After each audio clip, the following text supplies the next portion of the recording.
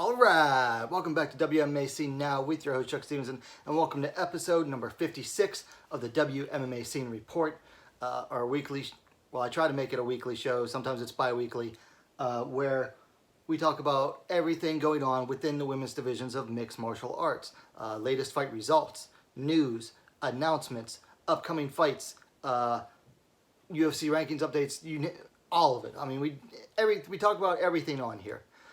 Before I go into anything else, though, I want to talk about what's going on with COVID-19, the coronavirus, in the sport. So as of right now, the UFC is the only promotion that is carrying on with scheduled events. Everything else has either postponed events or outright canceled them. Bellator was supposed to have an event last night, Bellator, whatever it was. They postponed it, or they canceled it at the last minute. And I will say one good thing about Bellator, they paid everybody. Everybody got paid that showed up, because they had the weigh-ins and everything. And then they decided yesterday, last minute, the day of the show, they decided to cancel. AFL was supposed to have their all-ladies Valkyrie event today, Saturday the 14th. They decided earlier this week to cancel as well. I believe it is being postponed until a later date. So an entire fight card of ladies fights done for, or at least held back for another time. Who else? One Championship is moving all of their events to closed door events for however long that takes. Let's see, I believe there was it Zeus? No. Double GFC in Korea usually has one or two ladies fights per card. They canceled their last event because of the coronavirus.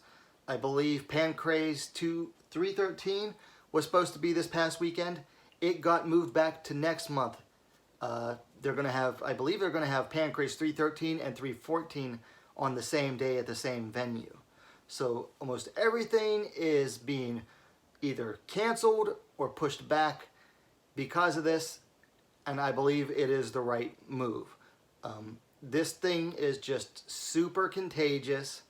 It can be very harmful to the elderly or the most at risk, but also to anyone that could have possible health risks, and that includes people with obesity, diabetes, other health problems, anyone whose immune system could possibly be compromised, could possibly be in trouble.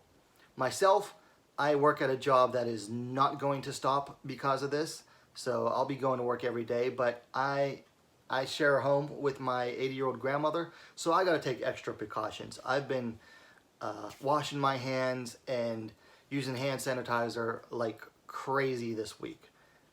And honestly, it hasn't even been bad here. I think there's like 2 cases in the local area at the local hospitals. So it hasn't even gotten bad in my area of Pittsburgh. So I do believe that this is the right move to go forward. Almost every major sporting thing is canceled or postponed for the time being.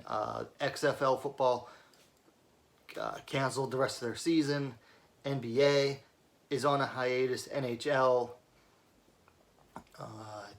I don't think baseball started spring training yet. Almost all the major soccer, football leagues are done for. Excuse me. For now. So many other things. It's the right move. You know, it's highly contagious. You could have it for up to 5 days before showing symptoms, and in that time you're super contagious. It's the right move to make. Now I want to make a note on the thumbnail. It's a picture of Joanna versus Zahn, and I put up the little COVID-19, cartoon virus thingies. That has nothing to do with Zahn being Chinese. It's 2020, so I gotta make that disclaimer, okay? It's a metaphor, and it has to do with the title, going from just last week we had Fight of the Year to now almost having nothing on the horizon because of this thing. So it has nothing to do with Zahn personally or where she's from. It is a metaphor that while that fight was going on, that virus is still spreading everywhere, And just a week later, we have a ton of canceled events. So it's just a metaphor, okay? Don't get your panties in a wad. I hate to make that disclaimer, but this is on the internet and it's 2020, so gotta do it. Anyway, now that I talked about that, let's go into last week's events. So first up, Invicta Phoenix Series 3. So I did do a short initial reaction video to all of these fights. If you want to go check that out, you can. I'll just do a quick review of these. First up, Serena De Jesus defeated Carrie Kennison, 135 pounds, 1-round unanimous decision. No change in record, it was exhibition.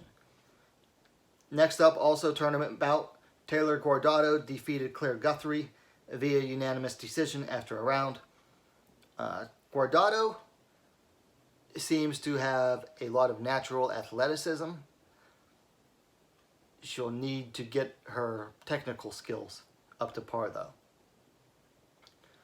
Next up, the one fight I did not want to see in the first round, because I wanted to see both of these two go farther. Hope Chase defeated Julia Audolino via decision. Just Hope Chase's aggression was too much for Audolino to deal with. And then finally, Tanisha Tennant defeated Brittany Victoria via unanimous decision. So that was the first four, that was the quarterfinal bouts of the Phoenix Series tournament. Next up was a tournament reserve bout.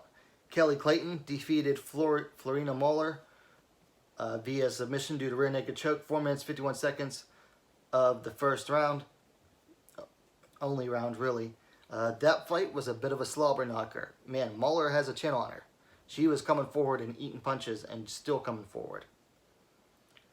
The next tournament reserve bout, Mitzi Mary defeated Morgan Hickam via unanimous decision.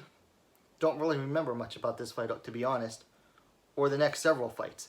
In the semifinals, Taylor Guardado defeated Serena De Jesus via split decision.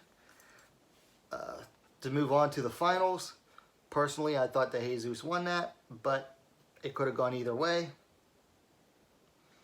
And then in the other semifinal bout, Tanisha Tennant defeated Hope Chase via unanimous decision after a round. This fight showed that Chase has definite weaknesses against anybody who's going to be taller than her and can put out a stiff jab in front of her. She's going to have a hard time with. Very nice performance there by Tanisha Tennant. Then we had the first multi-round fight. At 115 pounds, Kay Hansen defeated Liana Perozin via unanimous decision. Hansen climbed to 6-3. Perozin fell to 7-4. Honestly, this fight went pretty much how I expected it to. It seemed like a build-up fight for Hansen, and that's exactly what it looked like. Perozin was tough. She stayed in it the whole time, but she was never able to mount any offense of her own. Then was 3 rounds for the final of the Phoenix Series tournament, where Tanisha Tennant defeated Taylor Guardado via unanimous decision. Tennant climbed to 3-0. Guardado fell to 0-1. Again, another very nice performance for Tennant.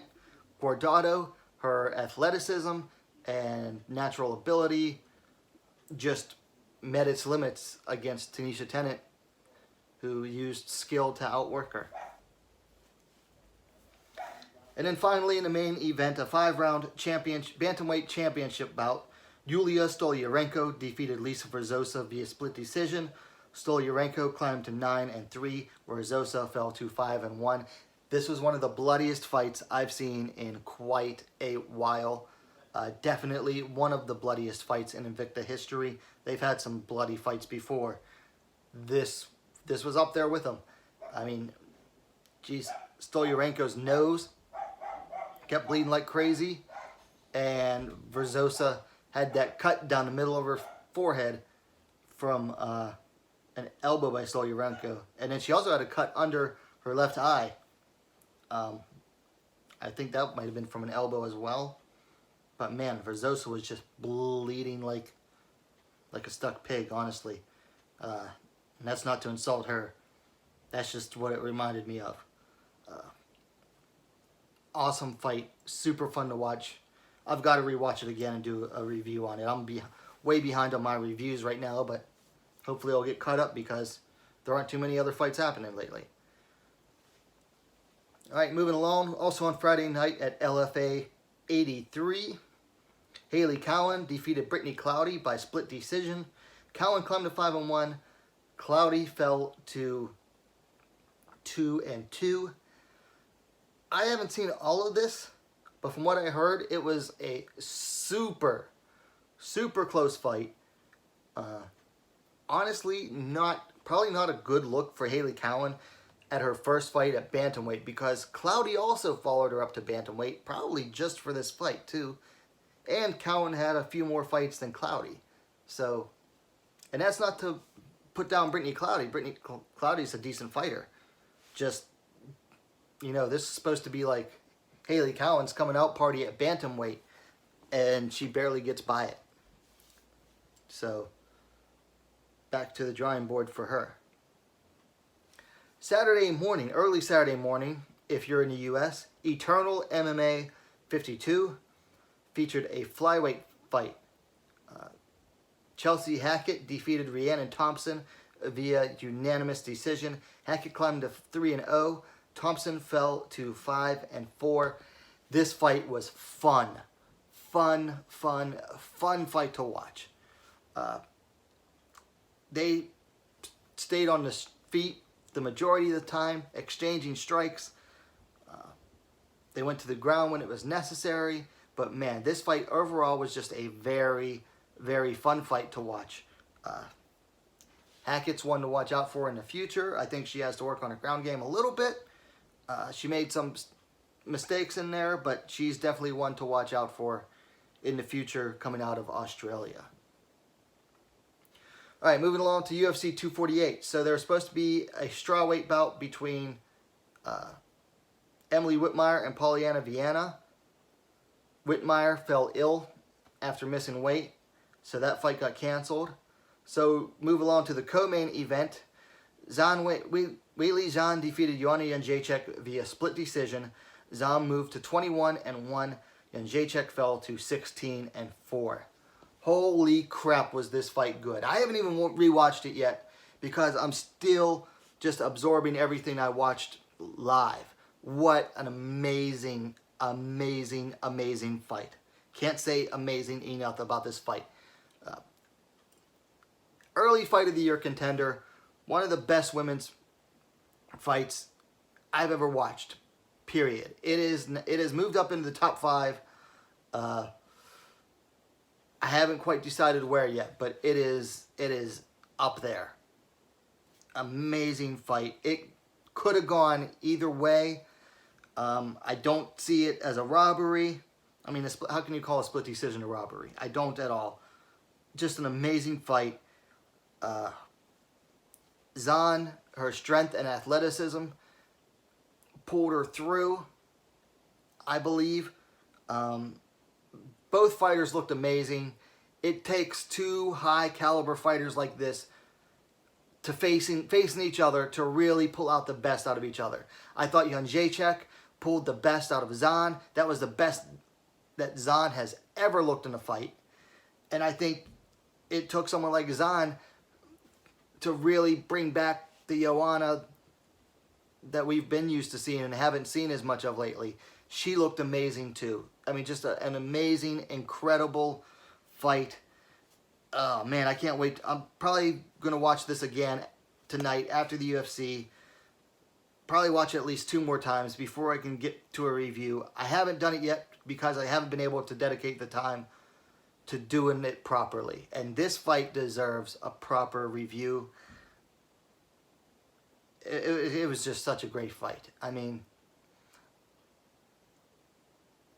how often do you get a women's fight that has the entire arena on its feet, clapping, cheering, going crazy at the end of it? And then how often do you get a fight where both of the ladies have to go to the hospital afterwards because they've had the crap beat out of them like that? Not very often. This is like one of those once in a lifetime fights, pretty much. Just, it was that amazing. So finally on the weekend, Sunday, Prospect Fighting Championships held their 13th event up in Toronto. It featured one ladies bout. Claudia Beryl defeated Melissa Karagiannis in a strawweight bout via submission due to rear naked choke at 3 minutes 58 seconds of the third round. Beryl climbed to 1-0. Karagiannis fell to 13-7. So I haven't watched this fight. I'm not sure if it's available to watch. But this is, I think, the fourth loss in a row for Karagiannis. No, fifth loss in a row. And before, where she was losing to decent opponents, her last two fights, she lost to Randy Field last time, who was 1-0 at the time. Now, according to Karagiannis, she lost a hometown decision. Maybe she did, I don't know. I couldn't watch that one either. But this time she lost. She got choked out by a debutante. I don't know what's going on with Karagiannis. Maybe her camps aren't going well. Maybe she just reached the limits. I mean, she was King of the Cage champ for a little bit, and when they had a halfway decent atomweight division. And she went from that to losing 5 straight. And now, granted, some of them were decent fighters, but now she's losing to beginners. I don't know what's going on. I mean, maybe she's gotten too addicted to the Instagram life. I mean, she has a nice Instagram account. Not too shabby. Maybe she's not training as much. Maybe, like I said earlier, she just reached the limits of what she can reach at her current camp. I don't know. But losing to a debutante is not a good look for her. All right, so that was it for this past weekend's fights. So let's move on to the news. Not a whole lot of news this week, unfortunately. But we'll get through it. First up, Brave Combat Federation 37, April 18th in Stockholm has a flyweight bout. Malin Hermansson, 4-1, is taking on Manon Fiorot, 2-1. Bellator announced a women's featherweight bout for their card in London, May 16th. Leah McCourt, 4-1, is taking on Janae Harding, who is 5-4. Bellator also announced a ladies bantamweight bout for their card in Temecula, California on May 29th. Liz Carmouche, 13-7, is taking on Mandy Baum, who is 6-0, and that is going to be the main event. I'm working on a video about this because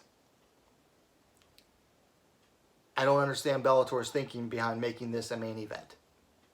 Carmouche is not a main eventer. Period. And Mandy Baum is completely new to the promotion. So I don't know what Bellator is thinking with this. And I'm going to make a video about this, going in more in-depth about it. Let's see. Oh, injury bug hit. Due to an undisclosed injury, the bantamweight bout between Juliana Pena and Aspen Ladd, scheduled for UFC on ESPN 8, scheduled for March 28th, will be rescheduled for a future debate to be announced. So whatever Juliana Pena did to her, however she's hurt, I hope for a speedy recovery for her. PFL have announced they have added Cindy Dandua, 16-5, and Laura Sanchez, 1-0, to the lightweight roster for the 2020 season. So Cindy Dandua was a good signing for that lightweight division. She's not, the greatest, most all-around fighters, but she is very steady, and she has brings a lot of experience to that tournament. It should be a good one. Laura Sanchez, she's only 1-0, but she does have an amateur career before that, where she fought entirely at lightweight. So we actually have an actual lightweight now in this tournament. Deep Cage Impact 2020, April 12th in Osaka. 3 ladies fights have been announced. At bantamweight, Rin Nakai, 22-2-1, is taking on Hanano Kagaya, 1-0. Typical Rin Nakai style fight, can crushing. A minus 80 kilogram fight. Mao Ueda, 1 and 2, taking on Megumi Matsumura, who, near as I can tell, is making her debut. And at atomweight, Mika Arai, 4 and 2, is taking on Aori Kuriyama, who is 1 and 0. And then next up, all ladies fight promotion Deep Jewels has announced a few more fights for their 29th event, May 6th, at Korakuen Hall in Tokyo. First up, atomweight title fight, main event, Tomo Maesawa, 13 and 10. She's taking on Shiyu Park, 3 and 2. Shiyu Park is the main training partner of Rizin Super Atomweight Champ and Road FC Atomweight Champ Sahi Ham, who defeated Maesawa last year at Rizin. So that's got a bit of a storyline built into it. They also announced an interim strawweight title fight between Asami Nakai, 4 and 2. She'll be taking on Miki Matono, 4 and 1. The most interesting thing about this fight will be if Nakai actually makes weight. She's going to be huge at strawweight. Then we have a super atomweight bout between Nanaka Kawamura, 3 and 5, taking on Ria Noda, 1 and 0. Noda is a crazy bee fighter, and Kawamura lost to Ai Shimizu, who's a crazy bee fighter, so a little bit of built-in history there. And then another super atomweight bout, Pan Hui, 5 and 5. I forget what she goes by in Japan. Kai is her nickname. And Otoa Nagao, who is 2 and 2. That should be a pretty good one as well. So, all right, so that's it for the news for this week. Normally, we go into the UFC rankings updates section I like to call the fuckery. However, looking at, this was last updated Monday, March 9th, there's no updates. That's not necessarily a bad thing. There was only one ladies fight last weekend, and I think Yon was already at number 4 and Zan's a champ. Neither of them switched places. So, neither of them are, there's no reason for them to switch places, and there's no reason for anyone else to move up or down. So, when there's no movement in the rankings, it's not necessarily a bad thing. So that was the rankings update, which we now move into a little section I like to call Welcome to the Scene, where we welcome the latest named subscribers. So welcome to Solo Diver 123, Old Guy, Alex Dahl. It's either Urga V or Urga 5. And then finally, there's a name that appears to be, it looks like the Thai alphabet, which I can't read, so apologies. But to everyone, welcome to the scene. Glad to have you here. And then finally, it moves us into the upcoming fights for this weekend, and we'll make this quick because there's only 3 fights. All of them at UFC on ESPN Plus 28, aka UFC Fight Night Brasilia. First up, first fight of the evening. At bantamweight, Veronica Macedo taking on Bea Malecki. And if you haven't seen it yet, go look for the picture of these two facing off at weigh-ins. What a ridiculous height difference, but we'll get into that. First up, Macedo's coming in 6-3 and 1. Malecki's coming in 1 and 0. Both are coming off wins. Macedo coming off a win over Polyana Viana 7 months ago at flyweight. She's back up to bantamweight. And Malecki coming off a win over Duda Santana 9 months ago via rear naked choke. Can't believe that fight was that long ago. Malecki's the older fighter, 28 to Macedo's 24. Huge height difference here. 5'9", 175 centimeters for Malecki to Macedo's 5 feet 4 inches, 163 centimeters. And then a monstrous 10-inch reach advantage for Malecki, 74 inches, 188 centimeters to Macedo's 64 inches, 163 centimeters. That's monstrous. Macedo, from what I've seen, is a better, more technical fighter than Malecki.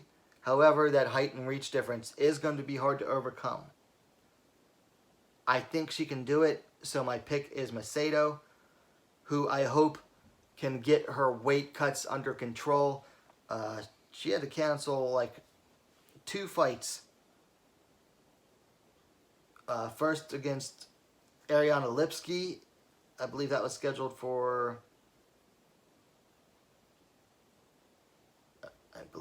let me see. So she Amanda Lemos. She was supposed to fight... No, I'm a little confused now. But anyway, she withdrew from one bout and then had to cancel another bout because of the weight cut problem. And that was to cut to flyweight. And Macedo is not big at flyweight. She's short. She's not very big. She's not even that thick. I hope she can get her weight cuts under control because she's too small for bantamweight. She really is. Next up, Mayra Bueno Silva taking on Marina Moroz. Silva's coming in 6-0. Moroz coming in 9-3. Silva undefeated. Last win was against Jillian Robertson via armbar a year and a half ago. Whereas Moroz is coming off a win over Sabina Mazo almost a year ago in her flyweight debut. They're both the same age, 28 years old. Moroz is the taller fighter, 5'7", 170 centimeters to Silva's 5'4", 163 centimeters. However, the reach doesn't really extend as much to the reach. 67 inches, 170 centimeters from Moroz to Silva's 66.5 inches, 169 centimeters. So Silva must have some broad shoulders.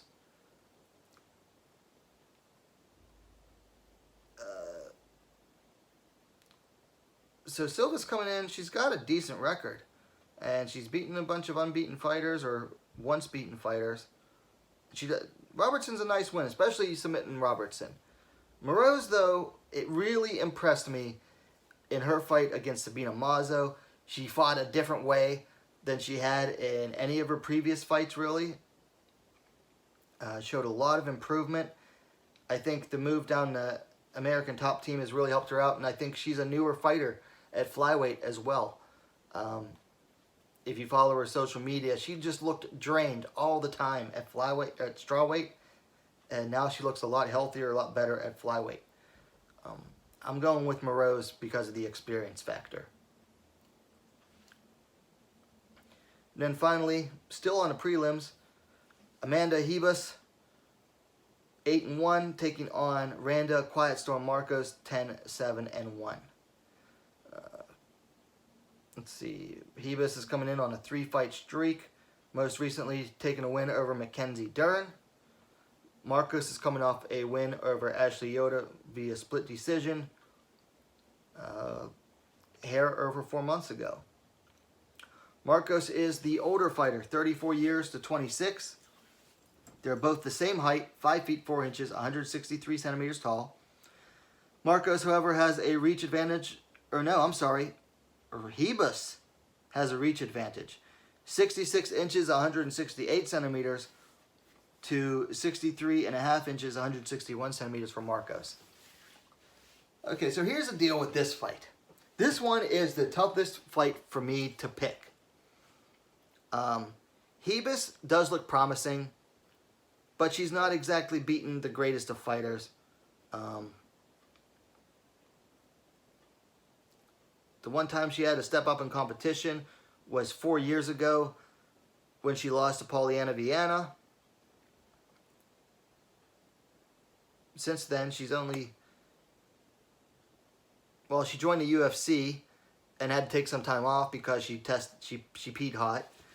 She has a win over Emily Whitmire, and then that win over Mackenzie Dern is probably the best win on her record. And I don't even consider that to be that great. Marcos, however, is the most consistently inconsistent fighter probably in the sport. Win-loss, win-loss, win-loss. She had that lone draw in there against Marina Rodriguez a year and a half ago. Since then, she beat Angela Hill via submission in the first round, lost to Claudia Gadelia in a pretty contentious fight, and then got a split decision win over Ashley Yoder, who she definitely should have had a better time against than that. So what this comes down to is the fact that I'm picking this fight based on the Marcos pattern. It has, other than that lone draw, she has never broken that win-loss pattern. She beat Ashley Yoder. She's going to lose this time. So I'm taking Amanda Ribas, who I don't think is all that great yet. I think she has potential. We'll see how she does against Marcos. Marcos tends to make a lot of fighters look bad. She does. She makes good fighters look bad. So this is a good fight to see, to gauge just how good Amanda Ribas is. All right, so that was all of the upcoming fights for this weekend. And that's it for the show. Unfortunately, I wasn't able to get to it until today, Saturday morning, or afternoon rather. Now I got to hurry up and get this edited and uploaded before the UFC fights start. So let me know what you think in the comments down below. Of course, likes are always appreciated. And hey, what are you waiting for? Subscribe to WMMA now, the best, fastest growing women's mixed martial arts dedicated platform on YouTube. Don't forget to hit that bell for notifications. It'd be a lot cooler if you did. And we'll see you next time.